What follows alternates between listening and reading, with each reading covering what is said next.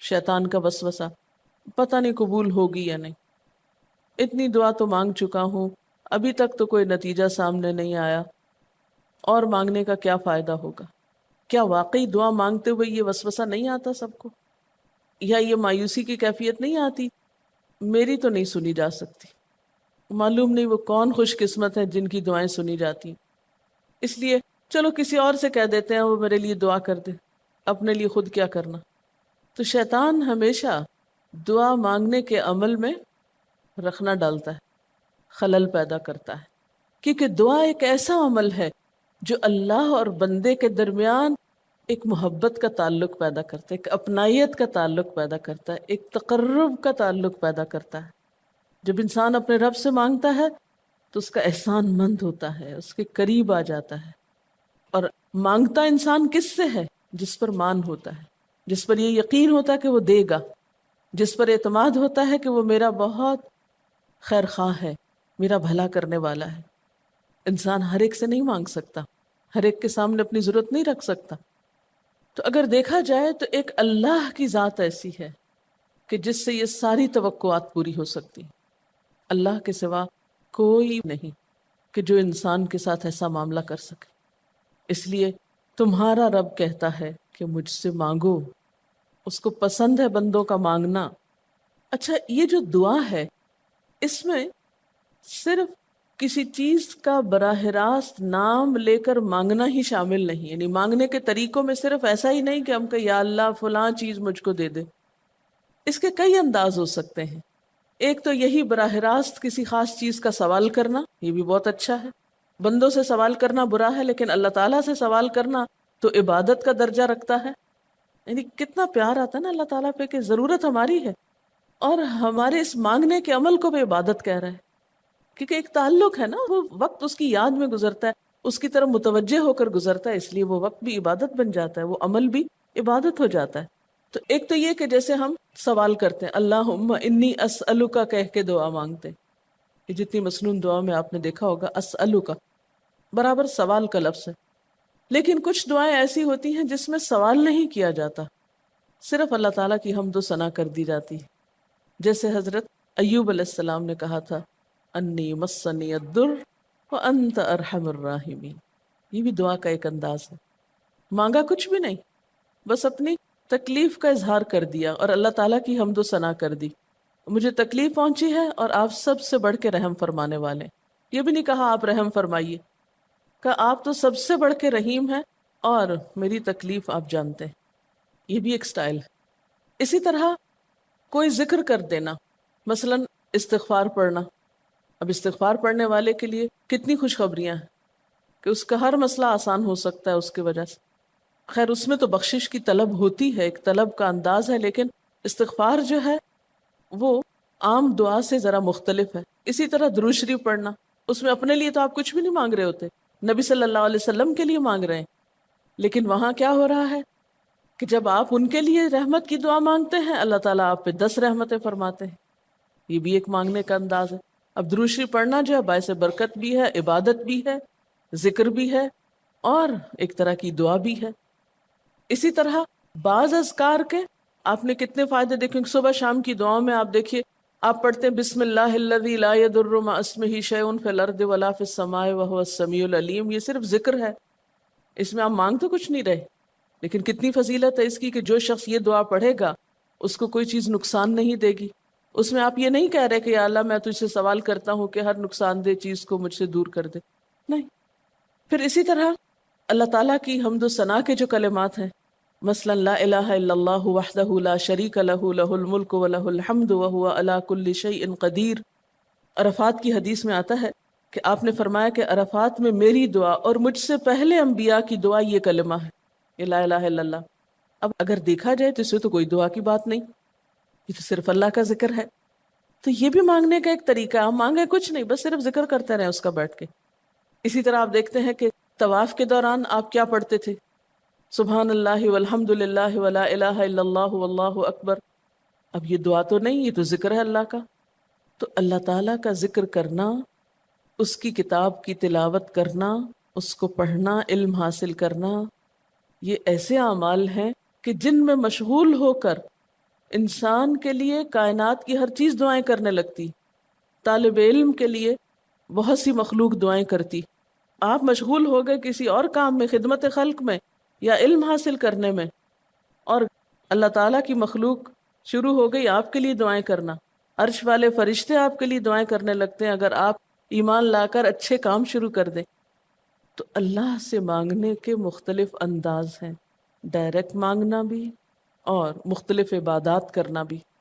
اسی طرح وَاسْتَعِینُوا بِالصَّبْرِ وَالصَّلَاةِ، مدد مانگو صبر اور نماز سے. ٹھیک ہے، نماز میں انسان بہت سی دعائیں پڑھتا ہے، لیکن اگر مشکل وقت میں انسان صبر کے ساتھ نفل پڑھ کے اللہ تعالیٰ کا ذکر کرے اور اس کو سمجھ نہ بھی آئے کہ کیا دعا مانگو، کیونکہ بعض پریشانیاں ایسی ہوتی کہ انسان منہ سے کچھ نکال بھی نہیں سکتا، تو یہ نماز بھی کافی ہو جائے گی. وَقَالَ رَبُّكُمُ ادْعُونِي، اور تمہارا رب کہتا ہے مجھے پکارو. اور پکارنے کے کئی انداز ہیں. دل ہی دل میں پکارنا بھی آتا ہے، چپ کے پکارنا بھی آتا ہے، اونچی آواز سے پکارنا بھی آتا ہے، اکیلے پکارنا بھی آتا ہے، سب کے ساتھ مل کے دعا کرنا بھی آتا ہے. کوئی دعا مانگ رہا ہو تو آمین کہنے سے بھی بات بن جاتی. مجھے یاد ہے کہ ایک دفعہ میں عمرے پر گئی اور طواف کے بعد جہاں میں نفل پڑھ رہی تھی، تو نفل کے بعد میں نے سوچا کہ میں اپنی دعا کرتی ہوں. اتنے میں ایک شخص عربی میں کوئی دعا مانگ رہا تھا. اتنی خوبصورت دعا تھی کہ میں نے ایسی دعا کسی سے نہیں کبھی سنی، اور میں نے صرف آمین کہنا شروع کر دیا. میں نے کہا یا اللہ، میری تو نہ زبان میں اتنی بلاغت و فصاحت ہے، نہ مجھے اتنی باتیں آتی ہیں، مجھے تو مانگنا بھی نہیں آتا، تو بس جو کچھ یہ مانگ رہا ہے مجھے بھی یہی دے دے. میں نے صرف آمین آمین آمین کہنا شروع کر دیا.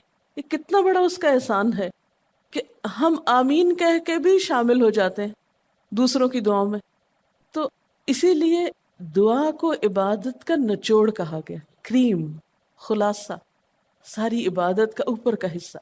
اور ویسے بھی اگر دیکھا جائے تو ہر نماز میں بہت سی دعائیں ہیں.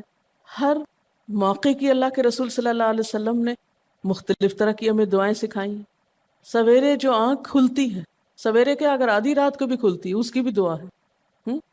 اس وقت سے لے کر کوئی کام ایسا نہیں دین کا یا دنیا کا، اچھا یا برا، جس کے لیے کوئی نہ کوئی دعا نہ موجود ہو. یعنی اتنا خوبصورت عمل ہے دعا مانگنا کہ جس کے لیے کسی خاص چیز کی قید بھی نہیں کہ کہیں بند کے بیٹھو تو ہی مانگو، کہیں پہنچو تو مانگو. نہیں، کہیں بھی مانگو، دن کو مانگو یا رات کو مانگو، کھڑے ہو کے مانگو یا بیٹھ کے مانگو، چلتے پھرتے مانگو یا چپ کے مانگو، منہ سے بولو بھی نہیں اور دل ہی دل میں مانگو تو بھی وہ سن لیتا ہے. کسی بھی طرح مانگ سکتے ہو، کہیں بھی کچھ بھی مانگ سکتے ہو. اس لیے وقال ربکم ادعونی استجب لکم، تمہارا رب کہتا ہے مجھ سے مانگو، میں تمہاری دعا قبول کروں گا. اور آپ کو پتہ ہے کہ ربکم یہ صرف مسلمانوں کا رب نہیں، رب تو ساری مخلوق کا ہے. کافر کا رب بھی وہی ہے، خواہ وہ مانے یا نہ مانے. اس لیے قبولیت دعا کے لیے مسلمان ہونا بھی شرط نہیں. اگر کوئی کافر بھی اللہ کو پکارتا ہے، اپنے رب کو پکارتا ہے، تو وہ اس کی بھی سنتا ہے.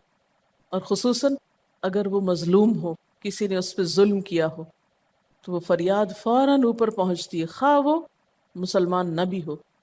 اس لیے یہ جو دعائیں ہیں یہ آپ سب کو بتا سکتے ہیں، مسلم نان مسلم سب کو سکھا سکتے ہیں، تاکہ وہ اپنے رب کو پکارے اور رب ان کو ہدایت دے. اور پھر آپ دیکھیں گے کہ دعا کے ذریعے جو اللہ تعالیٰ پر اعتماد بیٹھتا ہے، اور اگر وہ خصوصاً یہ کہ جلدی قبول ہو جائے، تو اس وقت جو ایک خصوصی شکر کی کیفیت آتی ہے. لیکن یہ کہ مایوس نہیں ہونا. بات میں یہ کر رہی تھی کہ اس کے لیے کوئی شرط نہیں کہ کوئی شخص بہت نیک مسلمان ہو یا بہت اچھا مسلمان ہو، وہ تو گناہ گاروں کی بھی سنتا ہے. اس لیے بعض اوقات لوگ جب مایوس ہونے لگتے ہیں نا کہ ہم تو بہت گناہ گار ہیں، ہماری نہیں سنی جائے گی، تو انہیں مایوس نہیں ہونا چاہیے. مایوس ہو کے کہاں جائیں گے سننے؟ کس سے مانگنے جائیں گے؟ ان کو بھی پکارنا چاہیے، خواہ کوئی کیسے بھی گناہ میں ڈوبا ہوا، کیسی بھی حالت میں ہو، اور اس کے لیے بھی مانگنا چاہیے.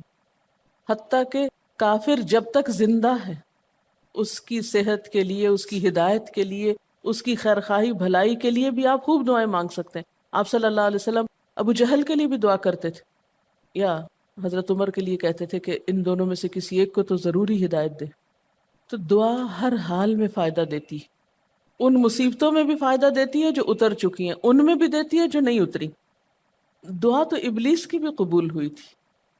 اس نے قیامت تک زندگی کی دعا مانگی تھی، اس کی بھی قبول کر لی گئی. اس نے کہا تھا قال انظرنی الی یوم یبعثون، قیامت تک کے لیے مجھے مہلت دے کہ میں انسانوں کو بھٹکا سکوں.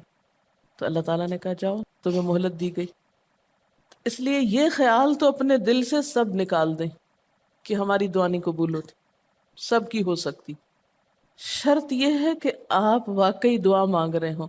ہاں، جو غافل دل سے مانگے اس کی نہیں قبول ہوتی، کیونکہ وہ مانگ نہیں رہا، وہ تو بس صرف ایک فرض پورا کر رہا ہے. وہ بظاہر دیکھنے میں مانگنے کا عمل نظر آ رہا ہے لیکن حقیقت میں مانگ نہیں رہا. تو حدیث میں آتا ہے کہ اللہ تعالیٰ غافل دل کی دعا نہیں قبول کرتا. بس کچھ ادب یہ ضرور سکھائے گئے کہ انسان قطع رحمی کی دعا نہ کرے، گناہ کی دعا نہ کرے، غلط کاموں کی دعا نہ کرے، اور پھر ساتھ یہ کہ دعا کرنے کے بعد مایوس نہ ہو، دعا میں جلد بازی نہ کرے، کیونکہ اللہ تعالیٰ نے قبولیت دعا کا وعدہ کر رکھا ہے. استجب لکم، میں قبول کروں گا تمہاری دعائیں. ہاں یہ ضرور ہے کہ قبولیت کی شکلیں مختلف ہوتی ہیں. بعض اوقات تو انسان کو بالکل وہی مل جاتا ہے جو وہ چاہتا ہے، بعض اوقات وہ نہیں ملتا جو وہ چاہتا ہے، بلکہ وہ دے دیا جاتا ہے جو اس کو زیادہ ضرورت ہوتا ہے. یعنی ہمارا تو علم اتنا محدود ہے نا، ہم ایک چیز مانگ رہے ہوتے ہیں جو ہمارے حق میں کوئی زیادہ اچھی نہیں ہوتی. اللہ تعالیٰ ہمارے لیے ہم سے بڑھ کر مہربان ہے، وہ ہمیں وہ نہیں دیتا بلکہ وہ دیتا ہے جو ہمیں اس سے زیادہ فائدہ دے سکتا ہے. اگر آپ اپنی گزشتہ زندگی کی دعاؤں پہ ایک نظر ڈالیں تو ہم کتنی چھوٹی چھوٹی چیزیں مانگتے رہے ہیں اور اللہ تعالیٰ نے ہمیں اس سے بڑھ کر عطا کیا ہے. ہم سب کو جو اللہ تعالیٰ نے دین کی سمجھ دی یا دین کو سیکھنے کا شوق دیا، ضروری نہیں کہ ہم سب نے یہ مانگا ہی ہو کہ اللہ تو ہمیں موقع دینا اپنے دین کو سیکھنے کے لیے، سکھانے کے لیے. لیکن یہ ضرور ہو سکتا ہے کہ ہم زندگی میں کچھ اور مانگتے رہے اور ہمیں وہ نہیں ملا، یہ نعمت مل گئی اور وہ ہمارے حق میں زیادہ بہتر ہو گئی. اور یہ ہو سکتا تھا کہ ہمیں وہ چیز مل جاتی اور آج ہم اس چھوٹی سی چیز کو لے کر اس کا شوق بھی پورا کر چکے ہوتے، اس کی ساری اٹریکشن ختم ہو چکی ہوتی، کیونکہ دنیا کی کوئی چیز ایسی نہیں جس کی اٹریکشن ختم نہ ہو جائے یا جس کی ویلیو گھٹ نہ جائے، جو پرانی نہ ہو جائے. لیکن قرآن کا علم ایک ایسا علم ہے جو ہر دم نیا لگتا ہے، ہر دم زندگی دیتا ہے، خوشی دیتا ہے، سکون دیتا ہے، ایک راحت ملتی ہے. یہ پرانا نہیں ہوتا. پھر اسی طرح یہ بھی ہوتا ہے کہ بعض اوقات انسان کی کوئی آفت ٹال دی جاتی. آپ مانگ رہے ہیں رزق، تو وہ رزق میں برکت تو نہیں ہوتی مثلاً، لیکن کوئی بیماری آپ سے ٹال دی جاتی کہ خدا نہ خواستہ آپ کو اگر مال مل بھی جائے اور ایسی بیماری لگ جائے کہ سارا مال اس میں ڈوب جائے، تو مال بھی گیا اور تکلیف الگ. تو اللہ تعالیٰ اپنی رحمت سے آپ کو زیادہ مال تو نہیں دیتے مگر وہ بہت بڑی بلا سے محفوظ رکھتے ہیں، کسی حادثے سے بچا لیتے ہیں، کسی ایسی پریشانی سے بچا لیتے ہیں کہ جس میں آپ کا سب کچھ ہی کھپ جاتا. کیونکہ ہمارے پاس کوئی رائٹ تو نہیں ہے، ہم کو ڈیزرو تو نہیں کرتے کہ ہر وقت ہم امن و امان میں رہیں.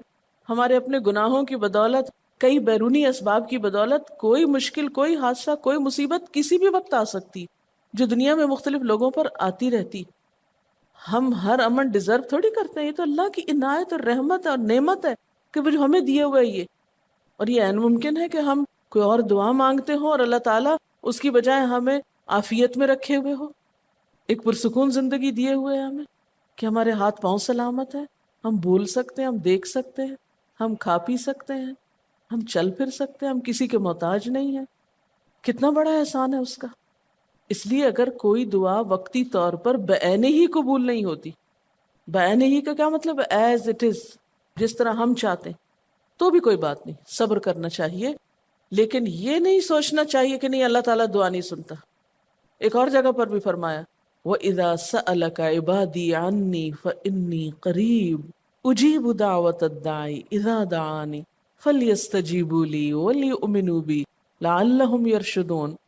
جب میرے بندے آپ سے میرے بارے میں سوال کریں تو آپ بتا دیجئے کہ میں قریب ہوں، بہت قریب ہوں.